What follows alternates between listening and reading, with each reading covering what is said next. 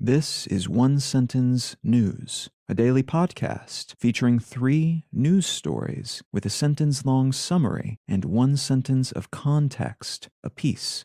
I'm Colin Wright. It's Tuesday, January 11th, 2022. Let's talk about the news. From BBC News, Chinese city tests 14 million people after COVID cluster detected. Tianjin, a Chinese port city, is attempting to test its approximately 14 million residents for COVID-19 over the course of just 48 hours after 20 cases were detected, 2 of which were Omicron.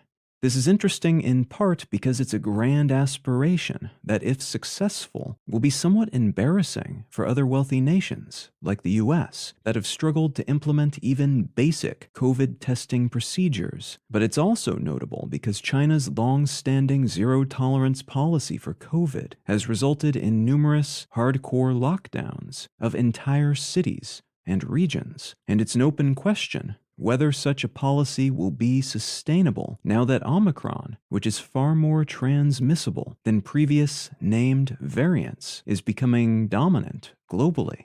They may fail to maintain their virus buffer and suffer from a dramatic and rapid wave of infections, or they may implement even stricter lockdowns, even as citizens begin to complain on social media about the, at times, quite harsh conditions they suffer while under these lockdowns.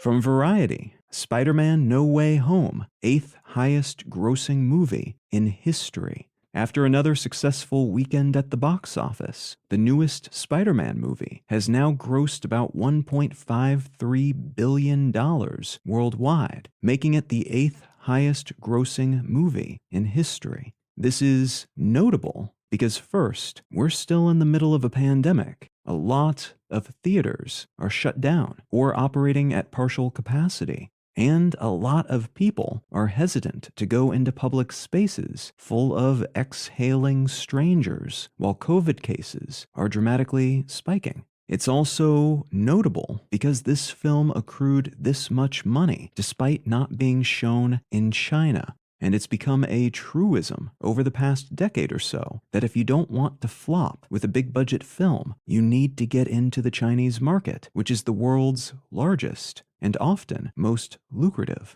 And this would seem to suggest that's not the case, for the right superhero flick, at least. And from Reuters, US and Russia still poles apart on Ukraine after Geneva talks.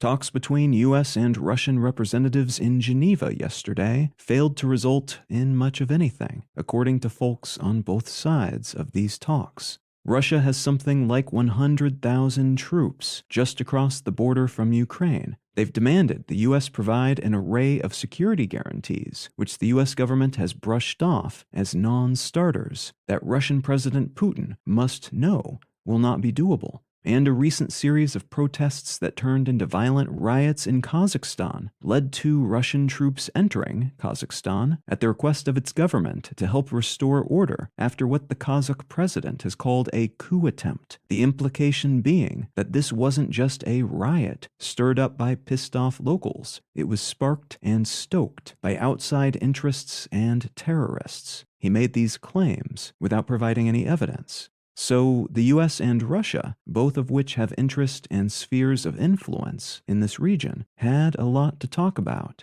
but apparently didn't agree on much of anything, though the atmosphere of the talks reportedly remained cordial, and Russia will be having meetings with other NATO member states throughout the week.